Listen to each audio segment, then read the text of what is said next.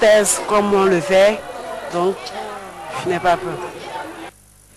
En bref, le Forum national sur la réponse au VIH et SIDA face au défi de l'accès universel se déroule depuis hier à Cotonou, au cœur de cette rencontre qui prend fin aujourd'hui même. La prévention de l'infection, le traitement, les soins et le soutien aux personnes vivant avec le VIH-SIDA. Le Bureau des projets de développement et des œuvres sociales, en abrégé BUPDOS ONG, a procédé à la remise de matériel et équipements de production et de transformation au profit des populations de Touro qui œuvrent dans les domaines maraîchers, de l'élevage et de transformation des produits agricoles.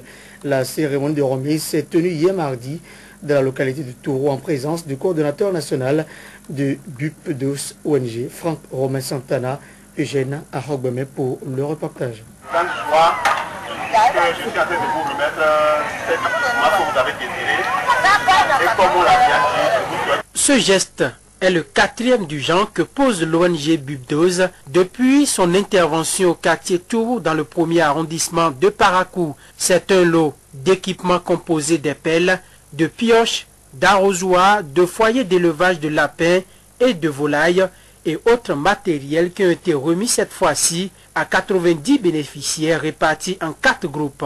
Cet appui évalué à plus de 4 millions de nos francs vient en réponse aux doléances longtemps exprimées par les groupements de femmes et de jeunes actifs de la localité. Dans l'intervalle de 3 ans, BUPDOS a débloqué et investi plus de 10 millions dans l'acquisition des équipements de production ou de transformation. Ces équipements qui sont au-devant de nous sont accompagnés d'une série de formations pour leur utilisation efficace et durable. Les sages, notables, têtes couronnées, dignitaires religieux et acteurs de développement, témoins privilégiés de cet événement ont apprécié à sa juste valeur l'initiative de BUPDOS ONG. Le conseil municipal, également représenté par le 2e adjoint au maire, a plaidé pour un bon usage des matériels reçus. Nous vous exhortons à faire un bon usage de ces équipements qui sont mis à votre disposition aujourd'hui afin d'en tirer un meilleur profit. De votre sérieux dans l'utilisation de ces matériels dépendront l'amélioration de votre capacité économique et ouvrira d'autres opportunités pour la localité. Gratitude et engagement à combler les attentes des généreux donateurs seront les mots des récipiendaires dont les rêves sont devenus depuis ce mardi 14 décembre réalité. Au nom des récipiendaires ici présents, je remercie l'ONG BUPDOS pour tout ce qu'il a fait pour nous jusqu'à ce jour. Et nous les promettons de faire bon usage de ces appuis pour pouvoir permettre aux jeunes qui n'ont pas pu bénéficier cette fois-ci de pouvoir bénéficier de ces appuis. En optant pour un accès aux équipements modernes de production ou de transformation, l'ONG BUPDOS veut réduire la pénibilité de l'exercice de certaines activités génératrices de revenus et par ricochet freiner la pauvreté qui va galopante. La commune de Banikwara, dans le département de la Liborie, disposera bientôt d'un hôtel de ville. Le site de construction qui se trouve en face des lieux actuels des installations de la mairie a été remis à l'entreprise adjudicataire en fin de semaine dernière. Le reportage de Jean-Christian Oveno, Moufid Sabouran. Dans 18 mois exactement, c'est cet aspect physique représenté en miniature sur cette maquette que présentera désormais l'hôtel de ville de la cité des Banigansé. La remise du site de construction de ce qui sera désormais la mairie de Banikwara a été faite ce samedi et c'est l'entreprise Sosarl qui aura la lourde responsabilité de la réalisation physique de cette maquette. Il faudra une somme de près de 700 millions de francs CFA pour que ce rêve des autorités communales soutenues par les populations de Banikwara ne devienne une réalité. L'instant fatidique de remise de site devra inévitablement s'accompagner d'une intense émotion collective que je partagerai avec mes administrés, celle de poser les jalons d'un ambitieux et impressionnant bâtiment destiné à abriter les bureaux de la mairie de Banikwara. Les portes de l'avenir sont grandement ouvertes à ceux qui osent.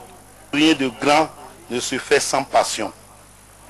La passion de construire notre commune aux dimensions de notre volonté, aussi immense notre ambition à hisser notre commune au sommet de la pyramide des collectivités décentralisées. Pour y parvenir, la mairie a lancé depuis quelque temps une mobilisation de fonds dont le recouvrement est estimé actuellement à près de 20 millions de francs CFA, un montant qui est loin de réaliser le projet. C'est pourquoi le maire en appelle à la contribution effective de tous les fils et filles de Banikwara. Là-dessus, je lance un vibrant appel à la générosité et au sens patriotique des élus et cadres supérieurs de la commune de Banikwara, de l'intérieur comme de la diaspora, au fin d'encaisser davantage de fonds nécessaires à la réalisation de cet ambitieux programme. Les travaux de construction de l'hôtel de ville de Banikwara se résument en un bâtiment de type R+3 et la surface à construire de 2850 km². La mobilisation de fonds se poursuit. Don de matériel au collectif des artisans de Boycon, dont fait partie le GEPAB, le groupement professionnel des artisans et habilleurs de Boycon, l'œuvre de Sado Nazer, le président de l'ONG Rayon de Soleil, composé de machines, tables, chaises et autres accessoires de couture. Le matériel a été remis aux bénéficiaires ce lundi à la maison des jeunes de Boycon en présence du représentant du maire de la commune de Boycon, Imet Ilena Moussou, Uder Rompevi.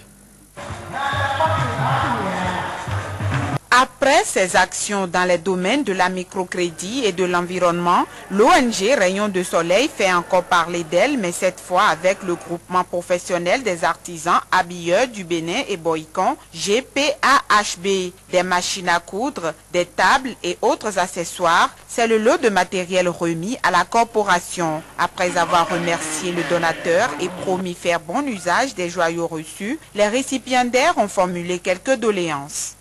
Nous, les membres du bureau GPAHB, des couturiers et couturiers, tenons à vous remercier un l'acte inoubliable que vous avez supposé. Nous vous remercions et promettons un bon usage de ce don. Nous passons par ce canal pour lui demander de nous aider aussi dans son programme de microfinance qu'il exerce aussi au niveau de son ONG Rayon du Soleil. Pour le donateur, le président de l'ONG Rayon du Soleil, l'objectif visé est d'aider les couturières et couturiers de Boycon à s'affirmer de par leur professionnalisme.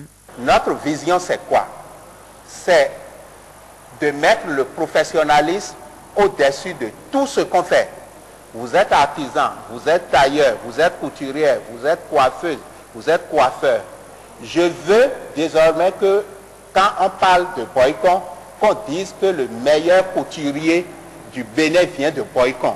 Je veux que nos enfants apprentis, nos filles apprenties, nos garçons apprentis puissent vraiment avoir le matériel qu'il faut pour subir les différents examens qui sont programmés à la fin de leur formation. Le représentant du maire, quant à lui, va saluer l'initiative avant de poursuivre en ces termes. La construction d'une ville n'est pas donnée à une seule personne, parce qu'un seul hirondelle ne fait pas le printemps.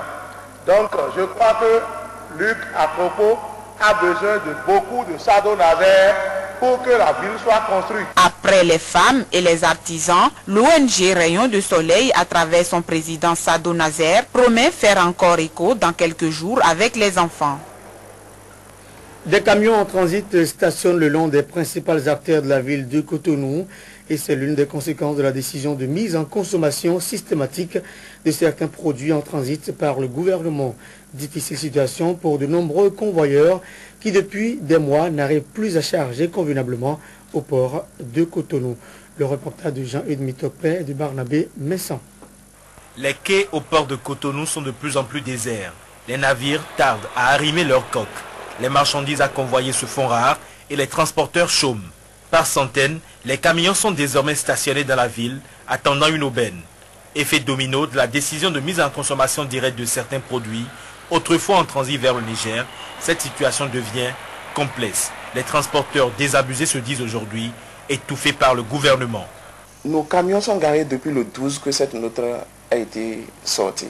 plus de 2 mois aujourd'hui. Même ce que tu toi, le chauffeur, c'est difficile pour toi. Donc, on est en train de souffrir d'abord pour le moment. On est là, c'est problème de douanier entre transitaires. Les nouvelles formalités douanières imposées par la mise en application de cette mesure sur les produits en transit vers le Niger mettent du temps. Ce qui, du reste, n'avantage en rien les transporteurs. Mais ce qui inquiète surtout les acteurs de ce secteur, c'est l'état actuel du port de Cotonou. Aujourd'hui, nous sommes au 14, si je ne me trompe. Vous pouvez rentrer dans le port, vous ne verrez aucun navire. Et par rapport à ça, s'il n'y a pas de navire, on ne peut pas, dans aucun magie nous dit que l'argent y rentre. La pauvreté dont le chef d'État dit qu'il veut lutter contre là va s'accentuer, sinon va tripler. Pour l'instant, l'autorité ne dit rien et au port de Cotonou, on aime les réformes. Celle-ci, supposée renflouer les caisses de l'État, met en situation difficile toute une filière faisant du coup des milliers de victimes collatérales dans la partie septentrionale du pays. Mais, au plus près de la crise, ce sont les riverains qui s'inquiètent. Dans les autres pays, ça ne se fait pas comme ça. Regardez tous ces camions, les gens sont là depuis des mois. Les réformes en cours, je ne sais pas ce qu'on en fait. On nous a dit, le moment arrivera où les sourds vont entendre. Je n'ai pas encore vu les sourds. Ils n'ont pas encore entendu. Les aveugles vont voir, les aveugles n'ont pas encore vu. Parce que si les aveugles ont vu, les sourds ont entendu, le comportement désobligeant qu'il y a au port remonte encore à une question de gestion des ressources humaines au niveau de notre administration. En attendant ce miracle, la population doit peut-être s'attendre à une prochaine augmentation des prix de certaines cultures vivrières en provenance du septentrion, puisque les conditions de transport ne seront plus les mêmes selon les transporteurs. Résumons, un port bientôt morbide, des réformes angoissantes, un secteur en faillite, une possible remontée de la pauvreté qui n'a d'ailleurs jamais quitté les populations, avec en filigrane une hausse des prix. Eh bien, si c'est un cyclone qui s'amène, l'exécutif est déjà dans son œil. L'installation du cadre de concertation de la majorité présidentielle à Glazoué ce week-end s'est déroulée dans une ambiance peu ordinaire. Le calme est revenu grâce à la médiation d'un des coordonnateurs, Cyriac Tossa, ce qui a permis le bon déroulement des travaux. Les explications de Terence Belou et de Henri Ganti. C'est le centre des jeunes et loisirs de la localité qui devrait servir de lieu de ralliement pour la mise sur pied du cadre de concertation de la majorité présidentielle de la commune de Glazoué. Dehors, l'ambiance qui règne n'augure pas la tenue de l'événement dans une sérénité. Les ennemis de la mise en place des membres du cadre de concertation ont marqué de leur présence parmi les militants acquis à la cause du chef de l'État. Dans la salle, le mercure monte et le spectacle était désolant.